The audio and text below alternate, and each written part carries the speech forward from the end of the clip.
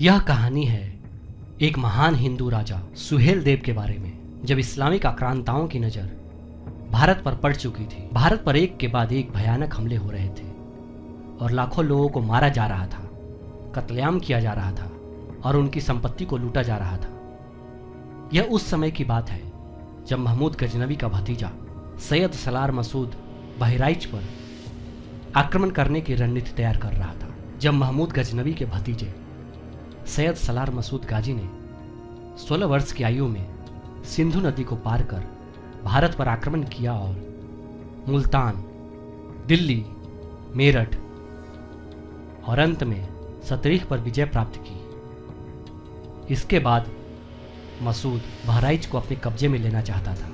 इसके लिए उसने रणनीति बनाना शुरू कर दिया था और स्थानीय राजाओं को हराने के लिए सेना का गठन लगभग कर चुका था।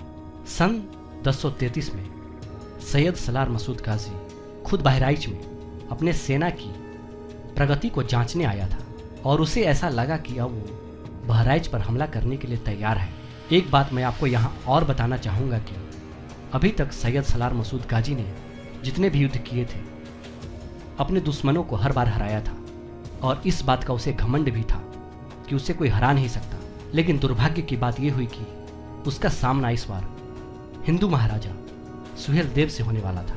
दरअसल उस समय श्रावस्ती में महाराजा सुहेल देव का शासन था। सुहेल देव श्रावस्ती के राजा के सबसे बड़े पुत्र थे।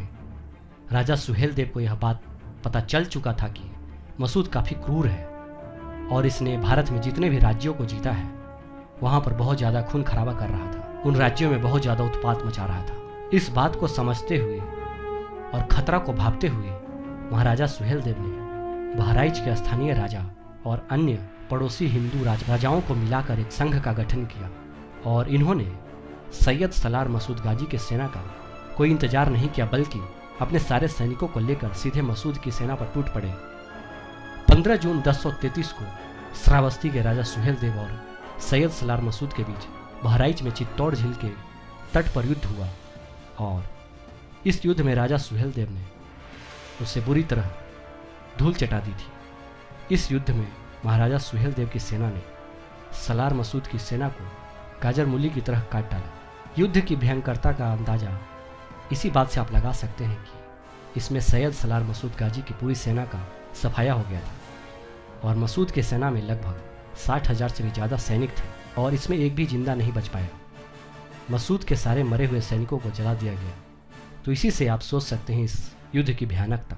राजा सुहेल देव ने भी इस क्रूर पर कोई ममता नहीं दिखाया और बंदी बनाए गए मसूद को तलवार की एक ही वार से काम तमाम कर दिया, यानी उसको मार दिया और उसके कटे हुए सिर को उसके चाचा यानी महमूद गजनवी को भिजवा दिया। और साथ में राजा सुहेल देव ने एक संदेश भेजा कि अगर तुम्हें हमारे भारत की पुण्य भूमि में आना है तो भगवान के भक्त बनकर आओ, तब हमारी मातृभूमि तुम्हारा स्वागत करेगी। लेकिन अगर तुम आक्रमणकारियों के रूप में आओगे, तुम में से हर एक को जला देंगे। इस घटना के 100 साल बाद तक किसी भी आक्रांताओं की भारत के ऊपर आंख उठाकर देखने की हिम्मत नहीं हुई। ये बात कहना बिल्कुल भी अतिशयोक्ति नहीं होगा कि महाराजा सुहेल देव एक पराक्रमी हिंदू राजा थे। इस घटना का उल्लेख आपको 17वीं शताब्दी के फारसी भाषा के ऐतिहासिक कल्पित कथा मीराते मसूदी में मिलता है।